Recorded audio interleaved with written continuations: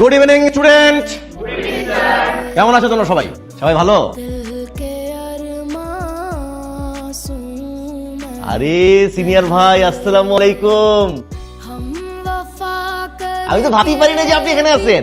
আমি ভাবছি আপনি লজ্জা পেয়ে রিটেক নিয়ে গ্রাজুয়েশন কমপ্লিট করে ভার্সিটি ছেড়ে দিচ্ছেন, কিন্তু আপনি তো তা যাবেন না, কারণ আপনি তো বেহায়া। না, বেহায়াটা কিন্তু একটা কোয়ালিটি। এটা হচ্ছে যে এটা হইতে মানে সাহস লাগে, বীরত্বের কাজ। আচ্ছা, তোমাদের সাথে পরিচয় করে দিই। তোমাদের সবার সিনিয়র, তোমাদের কি মনে হয় আমারও সিনিয়র হবে, কারণ আমি তো 6 বছর ধরে দেখতেছি তাকে। হ্যাঁ, আমার আগে কে দেখতে জানি না। তো তোমাদের সিনিয়র ভাই হচ্ছে আরমান ভাই। ওনার সাথে যারা ছিলেন তারা গ্রাজুয়েশন কমপ্লিট করে মাস্টার্স শেষ করে বিয়ে শাদী করে বাচ্চা কাচ্চা নিয়ে সেটেল। জুনিয়ররা তার সিনিয়র হয়ে যাচ্ছে, কিন্তু আমাদের ভাই কিন্তু আমাদেরকে ছেড়ে যাচ্ছে না। কেন? ভালোবাসা। সে যে আমাদের প্রতি ভালোবাসা দেখিয়েছে, আমরা কি পিছিয়ে থাকবো? আমরাও পিছিয়ে থাকবো না, আমরাও তার ভালোবাসার প্রতিদান দিব।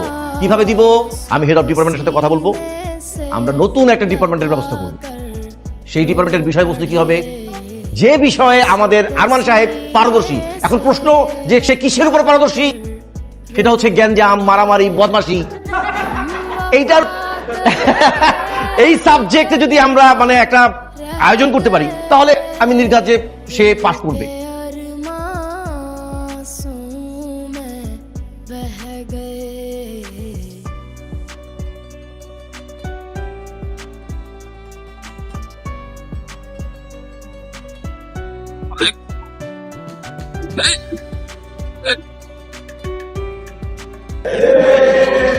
কি হয়েছে, তোরা হাসতেছিস কেন? কিছু না, ফজলামোর না একটা লিমিট থাকে, ঠিক আছে?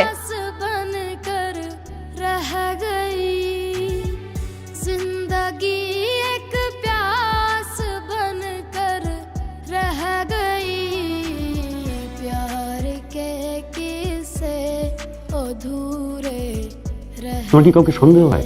তুমি বলো আমাকে, আমি কঠিন শাস্তি দেবো। আরমান, ঘরে মা বোন নেই? টুপি, তুমি কি করে পারলে এরকম একটা কাজ করতে? স্যার, আপনি কোনো প্রুফ ছাড়া আমাকে চার্জ করতে পারেন? রাখো তোমার প্রুফ। প্রুফ শেখাচ্ছ আমাকে? হামজান, এটা মেয়ে আননেসেসারি কথা বলবে, মিথ্যা কথা বলবে। স্যার বলতে পারে মিথ্যা, আই ডোন্ট নো। আমি এতটুকু জানি আমি মিথ্যা বলছি না।